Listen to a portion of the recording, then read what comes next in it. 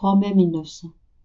Ce matin, je me suis trouvée hors de mon corps et j'ai vu les cieux parsemés de croix, des petites, des moyennes et des grandes. Les plus grandes donnaient plus de lumière. C'était très beau de voir tant de croix, plus resplendissantes que le soleil, ornant le firmament. Après cela, il me sembla que les cieux s'ouvrirent. On y voyait et entendait la fête qui avait été préparée par les bienheureux en l'honneur de la croix. Ceux qui avaient souffert davantage étaient les plus célébrés en ce jour.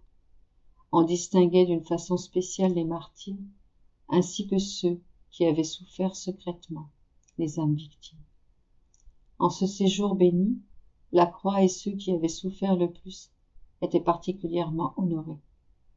Pendant que je voyais cela, une voix résonnait au plus haut des cieux et disait « Si le Seigneur n'envoyait pas de croix sur la terre, il serait comme le père qui n'a pas d'amour pour ses enfants, et puis qui, plutôt que de les voir honorés et riches, les veut déshonorer et pauvres. Le reste de ce que j'ai vu de cette fête, je n'ai pas de mots pour l'exprimer. Je le sens en moi, mais je ne sais pas comment l'exprimer. Ainsi donc, je me tais. »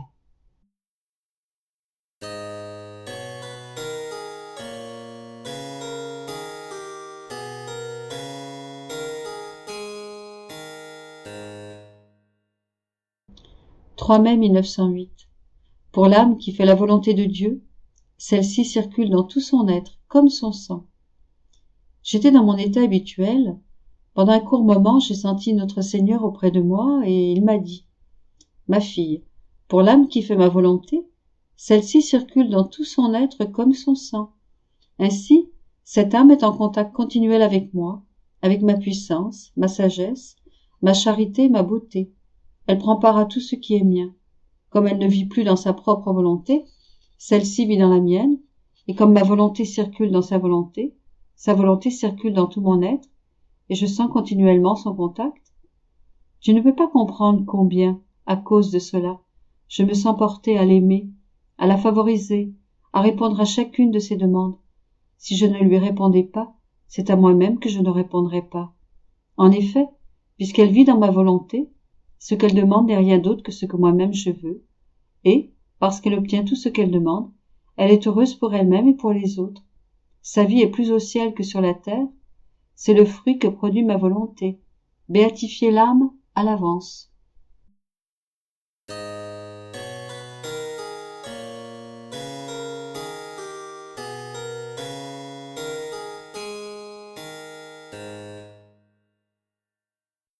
« 3 mai 1916. Comment prier dans la divine volonté? Comme Jésus. J'étais en prière et mon aimable Jésus se plaça près de moi. J'ai perçu qu'il priait lui aussi et je me suis mise à l'écouter. Il me dit « Ma fille, prie, mais prie comme moi, c'est-à-dire immerge-toi tout entière dans ma volonté. En elle, tu trouveras Dieu et toutes les créatures.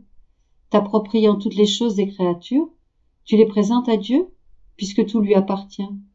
Ensuite, tu déposes à ses pieds toutes leurs bonnes actions pour rendre gloire à Dieu, et leurs mauvaises actions en réparant pour elles, par la sainteté, la puissance et l'immensité de la divine volonté à qui rien n'échappe.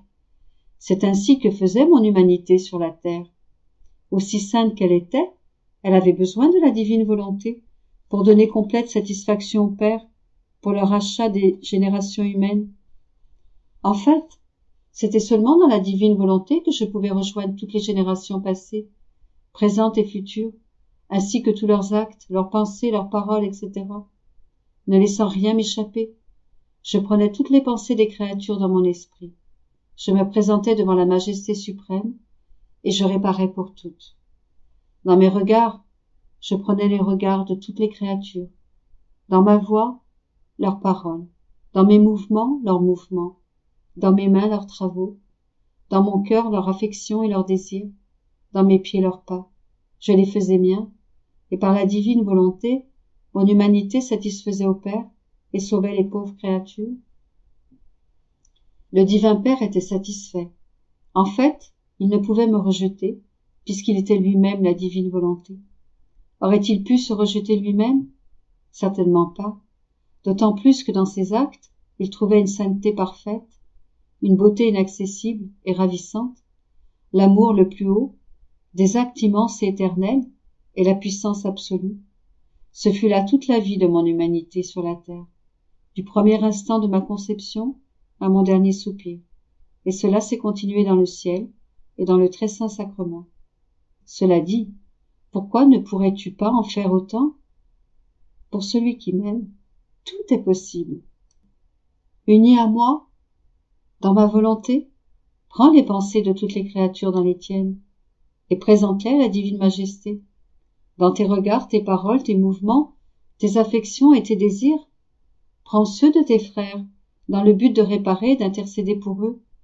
Dans ma volonté, tu te trouveras en moi, et en tous. Tu vivras ma vie, tu prieras avec moi. Le divin Père sera heureux, et le ciel tout entier dira, qui nous appelle de la terre?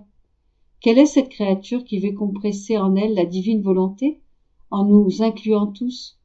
Que de bien la terre peut obtenir en faisant descendre le ciel sur la terre. « 3 mai 1926.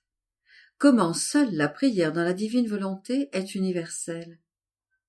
Comment la divine volonté, en se bilocalisant, règne dans les âmes comme en sa propre demeure. La divine volonté exerce sa suprématie sur l'être divin et règne sur tous les attributs divins.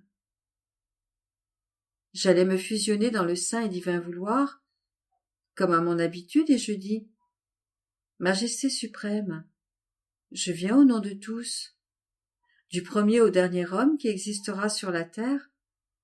Je vous donne les hommages, les adorations, les louanges et l'amour que vous doit chaque créature, et je fais toutes les réparations pour tous et pour chaque péché. » Je disais cela lorsque mon aimable Jésus bougea en mon intérieur et me dit « Ma fille, cette façon de prier est uniquement de ma volonté, parce que seule ma volonté peut dire « Je viens au nom de tous, devant la suprême majesté. » En fait, avec son omniscience et son immensité, ma volonté voit et embrasse tout et toute chose. Aussi peut-elle dire non comme une façon de parler, mais en réalité, je viens au nom de tous faire pour vous tout ce que les créatures vous doivent. Aucune volonté humaine ne peut dire en vérité, je viens au nom de tous. C'est le signe que ma volonté règne en toi. En disant cela, mon Jésus continua à prier à voix haute. Je l'ai suivi, et nous nous sommes retrouvés ensemble devant la suprême majesté. Oh, comme il était beau de prier avec Jésus!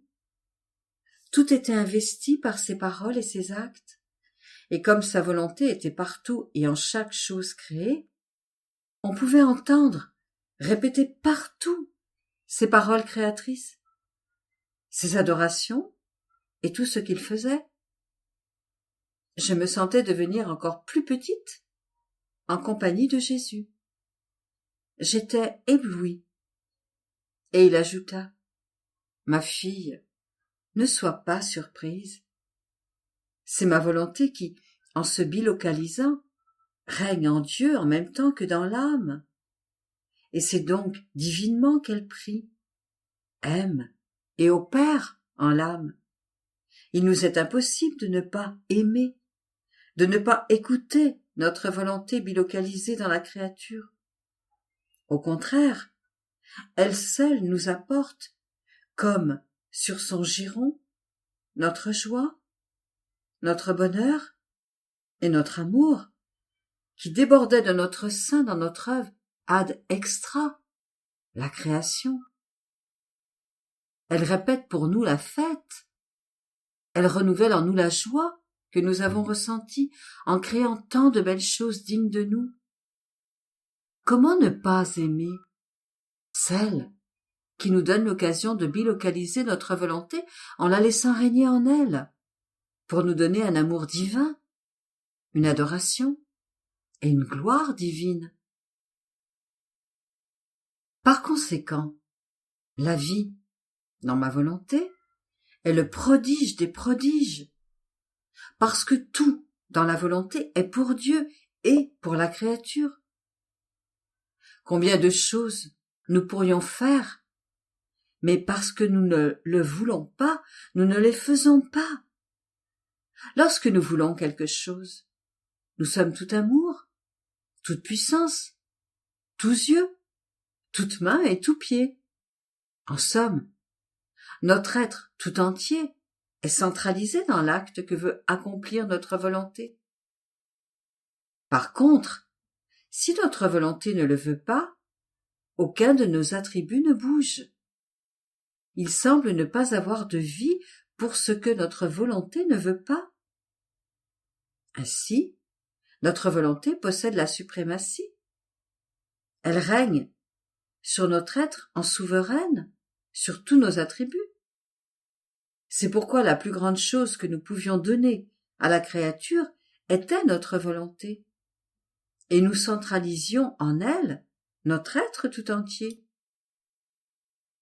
Pourrait-il y avoir un amour plus intense, un miracle plus sensationnel que celui-là? Pour nous, quoi que nous puissions donner à la créature, cela nous semble n'être rien en comparaison de notre volonté régnant et dominant en elle. En fait, les autres choses que nous pouvons lui donner sont les fruits de nos œuvres, de nos dominations. Alors qu'en lui donnant notre volonté, ce ne sont pas des fruits, mais notre vie elle-même et nos dominations que nous donnons. Qu'est-ce qui a le plus de valeur? Les fruits ou la vie? Certainement la vie, parce qu'en donnant la vie de notre volonté, nous donnons avec elle la fontaine de tous nos biens. Et celle qui possède la fontaine des biens n'a pas besoin des fruits. Même si la créature nous donnait tout et faisait les plus grands sacrifices, mais ne nous donnait pas sa petite volonté afin de laisser régner la nôtre, ce serait toujours rien. De plus, lorsque les choses ne sont pas produites par notre volonté, si grandes qu'elles soient, nous les considérons comme extérieures à nous, comme des choses qui ne nous appartiennent pas. Je pensais à ce que Jésus m'avait dit, et je me disais, tout cela est-il possible? Se peut-il que la divine volonté en arrive au point de se bilocaliser afin de régner dans la créature comme en sa propre demeure, en son sein divin? Et Jésus ajouta, ma fille, sais-tu ce qui se passe? Imagine un pauvre petit taudis, dans lequel un roi, parce qu'il l'aime, veut résider.